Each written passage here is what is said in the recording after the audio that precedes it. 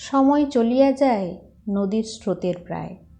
বন্ধুরা, আপনারা নিশ্চয়ই সবাই এই কথাটা শুনেছেন। হ্যাঁ, সময় চলে যায়, সময়কে ধরেও রাখা যায় না, আবার সময়কে ফিরিয়েও আনা যায় না, কিন্তু সময়কে কাজে লাগানো যায়।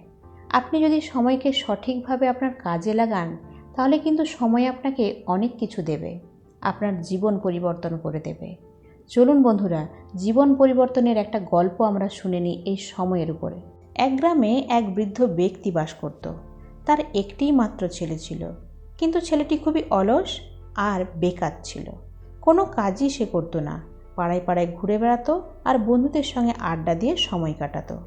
বৃদ্ধ ব্যক্তিটি তাকে অনেক বোঝানো সত্ত্বেও তাকে কোনোভাবেই শোধরানো যাচ্ছিল না। তার বৃদ্ধ বাবা তাকে আর তার ভবিষ্যৎ নিয়ে খুবই চিন্তিত ছিল। সে তার ছেলেকে একটু অন্যভাবে বোঝানোর কথা চিন্তা করে। তাই সে একদিন তার ছেলেকে ডেকে বলে, ঘরের ভেতর যে আলমারি আছে তাতে একটি ঘড়ি আছে, তুমি সেই ঘড়িটা বের করে আমার কাছে নিয়ে এসো।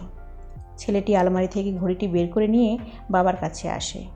তারপর তার বাবা বলে, এবার তুমি এই ঘড়িটি নিয়ে বাজারে যাও, আর যাদের সাথেই তোমার দেখা হবে তাকে এই ঘড়িটির মূল্য কত হতে পারে তা জিজ্ঞেস করে আসবে। ছেলেটি অনিচ্ছা সত্ত্বেও ঘড়িটি নিয়ে বাজারে যায়। বাজারে যার যার সাথে তার দেখা হয় তাকেই ঘড়িটি দেখিয়ে তার মূল্য জিজ্ঞাসা করে। ঘড়িটির দাম কেউ বলে 500, তো কেউ 700, কেউ 1000, তো কেউ 1200। সবাই তাকে আলাদা আলাদা দাম বলে, আবার কেউ একই দাম বলতে থাকে।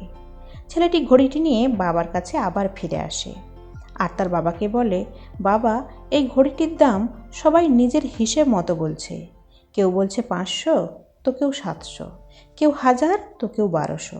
বাবা শুনে বলে, ঠিক আছে, তুমি ঘড়িটি আবার আলমারিতে রেখে হাত পা ধুয়ে খাবার খেয়ে নাও। পরদিন আবার তার বাবা তাকে ডেকে বলে, শোনো, কাল আলমারিতে যে ঘড়িটি রেখেছিলে সেটা বের করে নিয়ে এসো। ছেলেটি আবার ঘড়িটি বের করে নিয়ে আসে। এবার তার বাবা বলে, এই ঘড়িটি নিয়ে আজ তুমি আবার বাজারে যাও, আর এই ঘড়িটির ভেতর যে সময় চলছে তার মূল্য জিজ্ঞাসা করে এসো। ছেলেটি ঘড়িটি নিয়ে আবার বাজারে যায়। বাবার কথা মতো সে যাকেই দেখে তাকেই ঘড়ির ভেতর চলা সময়ের মূল্য জিজ্ঞাসা করতে থাকে। সবাই এরকম অদ্ভুত প্রশ্ন শুনে ভাবে ছেলেটির নিশ্চিত মাথা খারাপ হয়ে গেছে।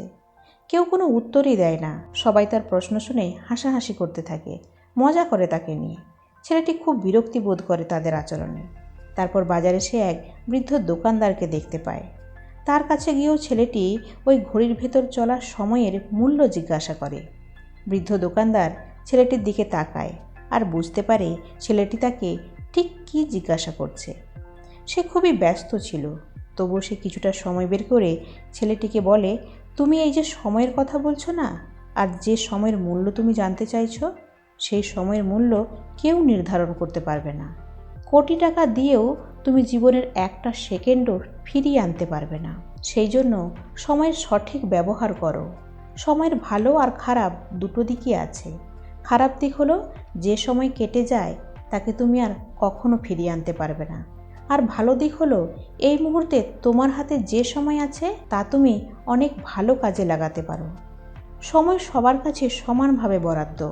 প্রত্যেকের কাছেই 24 ঘন্টা সময় আছে। ধনী ব্যক্তির কাছেও আছে, গরিব ব্যক্তির কাছেও আছে। সফল মানুষের কাছে যেমন আছে, আবার অসফল মানুষের কাছেও আছে। পরিশ্রমী মানুষের কাছে যেমন আছে, আবার অলস ব্যক্তির কাছেও আছে। এবার এটা তোমার উপর ডিপেন্ড করে এই 24 ঘন্টা তুমি কিভাবে কাজে লাগাবে। এই 24 ঘন্টায় তুমি নতুন কি করতে পারো, কিভাবে ব্যবহার করতে পারো। তাই সময়ের প্রতিটি মুহূর্তের হিসাব রাখো আর দেখো তুমি তোমার সময় কিভাবে ব্যয় করছো, কোন কাজে লাগাচ্ছ। বৃদ্ধ দোকানদারের কথাগুলো সে খুব মন দিয়ে শুনছিল। তার কথার অর্থ বুঝতে পেরে ছেলেটির মধ্যে এক অভাবনীয় পরিবর্তন হয়। তারপর সে ওই ঘড়িটি নিয়ে বাবার কাছে আবার ফিরে আসে আর সব ঘটনা বাবাকে খুলে বলে। আর সেদিন থেকে সে সময়ের গুরুত্ব বুঝতে শেখে এবং তার জীবনেরও পরিবর্তন ঘটে। তো বন্ধুরা, বলা হয় যে সময় সবার জন্যই ফ্রি, কিন্তু আসলে তা নয়। সময় প্রাইসলেস হয়, অমূল্য হয়, যা তুমি যে কোনো মূল্যেও কিনতে পারবে না, কিন্তু তুমি তাকে ব্যবহার করতে পারবে। তুমি তাকে নিজের কাছে রেখে দিতে পারবে না, কিন্তু স্পেন্ড করতে পারবে। আর একবার যদি তুমি তাকে হারিয়ে ফেলো, আর কোনো দিনও তুমি তাকে ফিরে পাবে না। তাই সময়ের সঠিক ব্যবহার করো, সময়কে গুরুত্ব দাও। সময় যেমন তোমাকে অনেক কিছু দিতেও পারে, আবার সময় তোমার কাছ থেকে সব কিছু কেড়েও নিতে পারে। এতটাই ক্ষমতাশীল হয় সময়। তাই সময়ের গুরুত্ব বুঝতে শিখুন এবং সময়কে সঠিকভাবে নিজের জীবনে কাজে লাগান। তো বন্ধুরা, ভিডিও যদি ভালো লাগে তাহলে অবশ্যই একটি লাইক দেবেন, কমেন্ট করবেন, শেয়ার করবেন গল্পটা। আর এই ধরনের মোটিভেশনাল গল্প পাওয়ার জন্য আমার চ্যানেলটাকে অবশ্যই সাবস্ক্রাইব করবেন এবং বেল নোটিফিকেশনটি অন করবেন। আবার আসবো অন্য কোনো গল্প নিয়ে, অন্য কোনো মোটিভেশন নিয়ে। ততক্ষণ পর্যন্ত সবাই ভালো থাকুন। ধন্যবাদ।